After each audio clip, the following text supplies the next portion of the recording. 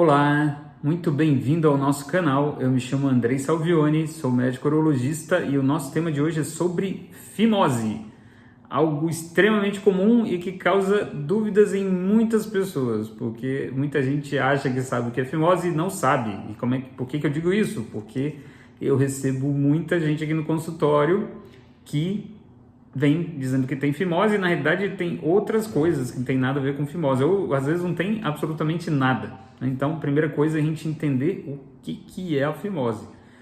A fimose, ela tem a ver com uma estrutura do pênis que a gente chama de prepúcio, que é aquela pele que cobre a glande, a cabeça do pênis. Então, essa pele, a gente chama de prepúcio, ela, se tiver um estreitamento, né, então ela tem uma área que está mais estreita, como você pensa assim na gola da camisa e a gola da camisa fica assim, apertando.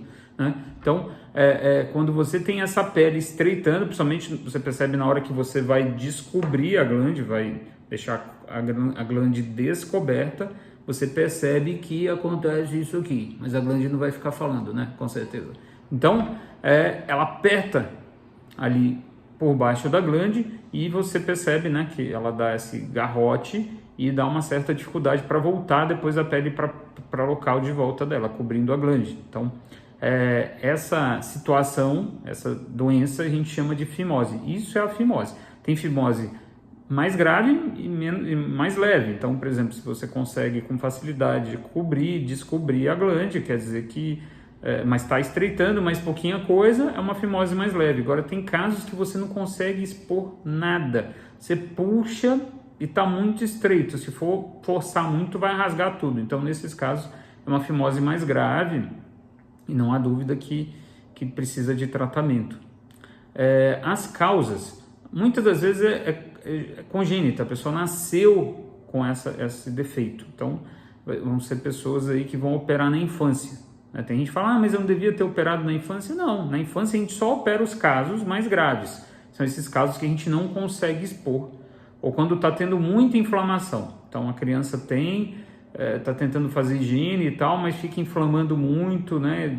Acaba tendo muitos episódios aí que infecciona, precisa tomar antibiótico, ficar passando pomada. Então nesses casos também é interessante fazer a cirurgia. Não se deve confundir com duas situações. Uma é excesso de pele, que é quando você tem muita pele, então fica sobrando muita pele, né? Digamos que aqui a glande e a pele fica bem aqui para cima. Então é um excesso. Você tem muita pele, mas você consegue puxar bem a pele, depois cobre, não tem esse estreitamento, então é só um excesso de pele. A gente chama de hipertrofia do prepúcio. A outra coisa que você não deve confundir é com o freio. O freio é algo normal, o homem não tem que romper o tal do freio, que é também conhecido como cabresto. Eu não sei na sua região qual que é o nome. Se tiver algum nome diferente, eu quero que você coloque aqui nos comentários para a gente ver e aprender. Então, porque tem outros nomes, né? Esse freio é uma pelinha que liga a glande com essa outra pele que a gente chama de prepúcio. Então, essa pelinha parece realmente como se fosse realmente um cabresto, né? É algo uma linha, né? Dependendo de uns mais curto, mais grosso. Então, isso não é um problema, não é uma doença, é uma estrutura normal do homem, do pênis do homem, que em alguns casos pode romper durante o ato sexual, mas não é algo que precisa se preocupar diretamente. E se for o caso, pode ser feita alguma cirurgia para romper cirurgicamente, não tem problema, há casos que necessitam e a gente vai falar disso em outro vídeo. Aqui é para a gente falar mais sobre a questão da fimose, tá? E qual que é o tratamento e quando deve dar o tratamento, né? O tratamento ele é realizado principalmente assim, quando está nesse caso não tem escapatória, que é quando você não consegue fazer higiene. Olha, não estou conseguindo fazer, não consigo puxar a pele para fazer higiene. Às vezes a gente consegue puxar aqui no consultório com um pouco mais digamos assim, de técnica, mas a pessoa no dia a dia não consegue puxar. Então, se não consegue, é obrigatório fazer a cirurgia. Por que é obrigatório? Porque existe um risco aumentado de você ter câncer de pênis, porque vai acumulando um líquido que chamamos de esmegma. O esmegma ele é cancerígeno. Então, se você está nessa situação, opere, meu filho, opere, porque se virar câncer, você vai perder o menino aí. Seu amigão vai, pro lixo. Então, caso como esse, não tem como escapar, tem que operar.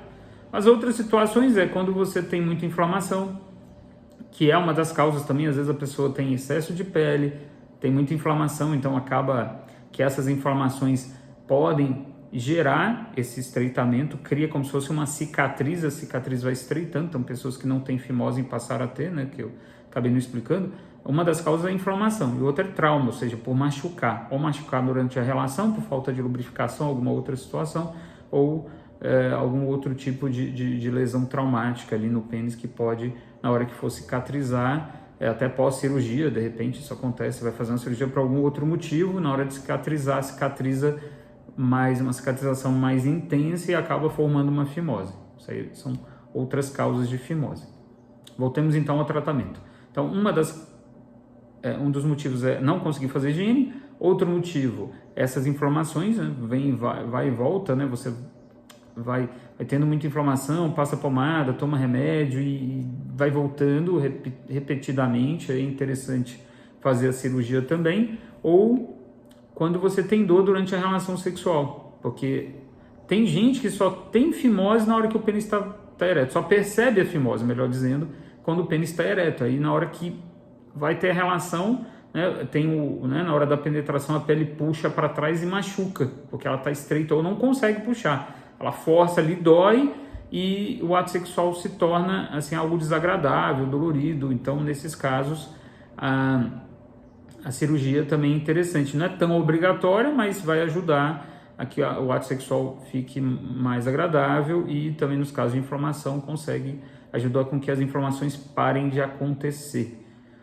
Como é que é a cirurgia? Bem, a cirurgia ela pode ser feita com anestesia local, né, que vocês podem ficar imaginando como é que vai ser essa anestesia. Tem que anestesiar o amigão lá, mas na parte de baixo, né? A gente anestesia aqui como se fosse na base do pênis, né, que aí a gente bloqueia os nervinhos que vão para o pênis, e também muitas vezes tem que aplicar uma anestesia no freio, mas se passar um spray com um anestésico, diminui bastante a dor, tá? Então praticamente não sente dor. Ou não sente dor nenhuma, às vezes essa anestesia aqui de baixo já diminui a sensibilidade do freio, então na hora de anestesiar aqui a pessoa nem sente, tá bom? Então tem anestesia, pode ser feito com sedação se a pessoa achar meio complicado passar por esse procedimento anestésico aí local, e se tira essa pele que está estreitando e um pouquinho mais para deixar a glande mais exposta. Eu particularmente gosto de manter a glande mais exposta para ajudar a evitar acúmulo de umidade, algum tipo de secreção, a própria urina, né, aqueles pinguinhos que ficam no final, porque mesmo operando, se ficar acumulando umidade, pode vir a dar inflamação novamente. A recuperação, ela é um pouco mais difícil nos 7 primeiros dias, principalmente por causa das ereções, porque o homem tem ereções espontâneas. Então, de madrugada, às vezes o cidadão acorda aí com dor, porque o pênis começa a ter ereção e tem os pontos ali, né? E na maioria dos médicos colocam pontos que vão cair depois, você não precisa ficar tirando ponto, tá? Esses pontos demoram uns 15 dias para cair, 15 a 30 dias, dependendo do fio que é usado, o fio cirúrgico.